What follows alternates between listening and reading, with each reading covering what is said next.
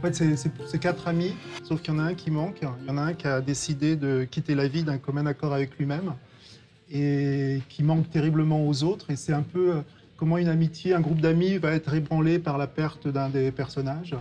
Et ça commence quand le personnage principal, qui s'appelle Hugo, qui a à peu près 35 ans, n'arrive pas à ôter, à effacer de son portable, en fait, le numéro de son ami décédé. Et c'est quelque chose qu'on a tous vécu, en fait. C'est quelque chose de très cruel dans le monde aujourd'hui.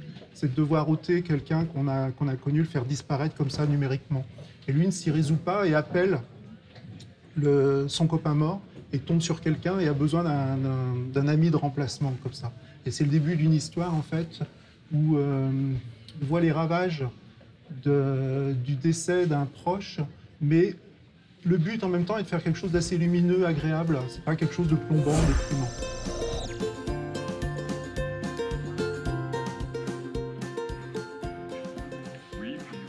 Il y a une thématique qui est plus discrète, mais moi qui me touche beaucoup, c'est ce qu'on est devenu par rapport aux rêves qu'on avait, en fait. Et je trouve que c'est quelque chose qui me touche beaucoup dans la vie de tous les jours.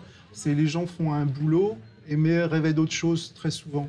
Et c'est la thématique globale du bouquin, c'est où sont passés les grands jours, est-ce qu'on correspond à ce qu'on avait rêvé d'être, est-ce que c'était mieux avant, est-ce que les rêves qu'on avait avant étaient mieux que ce qu'on est devenu. Voilà, c'est des choses autour de ça.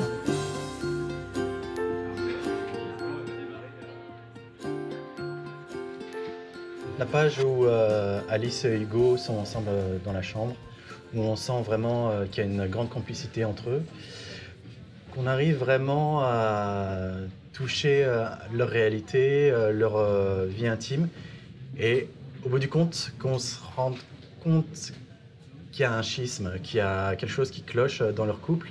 Et dans la réflexion d'Hugo, on le comprend bien dans cette page, et c'est pour ça vraiment qu'elle me touche particulièrement, oui. Moi, c'est une page du début, ça doit être la page 3, je crois. C'est Alice qui nettoie la tombe de son père, en fait, et son copain qui la regarde. En fait, ça me touche pour des raisons aussi autres que simplement ce que ça raconte. C'est que c'est comme ça que j'ai commencé à écrire l'histoire, en fait. C'était un moment où j'étais avec ma femme qui nettoyait la tombe de son père. Et c'est là que j'ai pris une feuille et j'ai commencé à noter ce début. Donc, pour moi, c'est à la fois une page que je trouve graphiquement une des plus réussies. Enfin, j'adore le visage d'Alice et tout ça. Et puis en même temps, c'est une page qui me renvoie vraiment à la naissance du projet, donc à l'émotion première qui a donné envie de se lancer dans cette histoire. Voilà.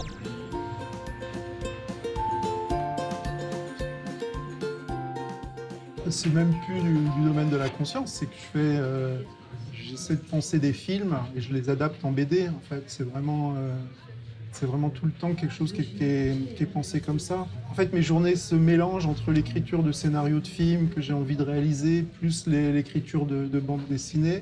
Et du coup, c'est la même façon de faire pour moi. Je fais pas de distinction des deux. Donc, il se trouve que c'est plus facile de raconter les histoires qu'on veut sans contrainte en bande dessinée. Donc, les scénarios de films s'adaptent facilement en bande dessinée. Et voilà. Je suis pas un vrai auteur de BD, j'ai l'impression, parce qu'un vrai auteur de BD penserait sans doute qu'au support BD. Moi, je pense beaucoup au support cinéma et j'adapte en bande dessinée.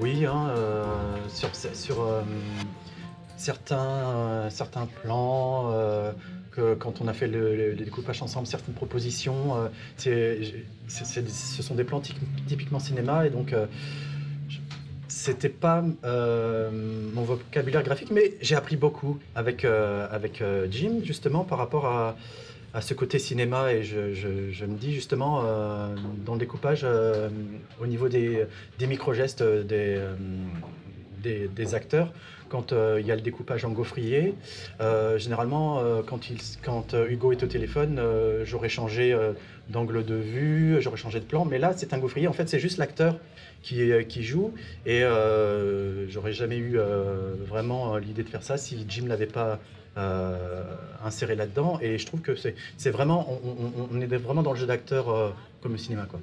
Et puis tu as un vrai plaisir, je trouve, au dessin, à avoir une caméra fixe. Enfin, toi, tu aimes vraiment aller chercher la pose juste, la petite attitude, tu vois. Et... La petite subtilité. Ouais, tu prends... Mais Parce que tu es subtil. mais généralement, ce qui est bien, c'est que ça fonctionne en ping-pong. On propose l'un et l'autre des choses et puis on rebondit.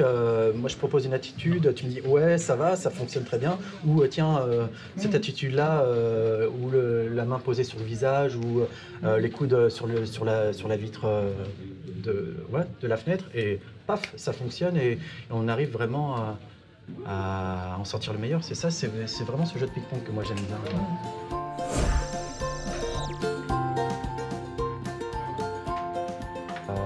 Voilà, l'animation japonaise, Miyazaki, Satoshi Kon,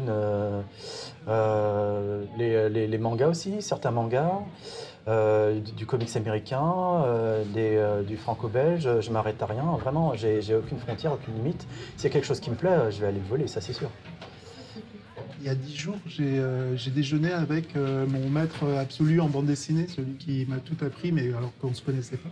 Christian Godard, qui faisait Le Vagabond des Limbes, et c'est une BD, moi j'ai grandi avec ça, j'adorais. Et je serais bien fichu de voir le rapport direct avec Christian Godard dans cet album précisément, mais je sais qu'il a infusé plein de choses, et plein de choses que j'ai écrites. Enfin, j'ai beaucoup appris en le découvrant. Donc, tout a influencé, mais c'est aussi beaucoup de choses qui viennent de la vraie vie, puisqu'il y a des personnages qui sont des personnages qu'on peut connaître. Jean-Marc, c'est un ami d'enfance, et puis il y a plein d'éléments de la vie qui rentrent dans l'écriture du bouquin.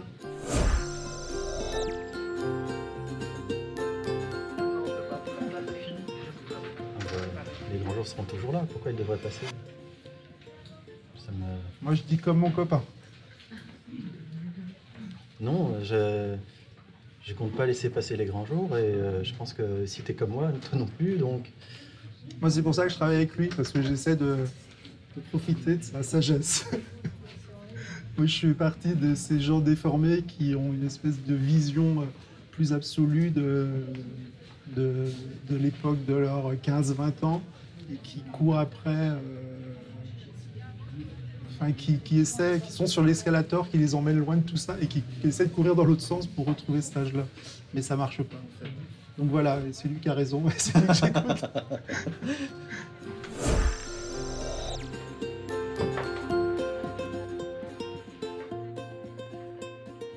Moi, c'est Superman.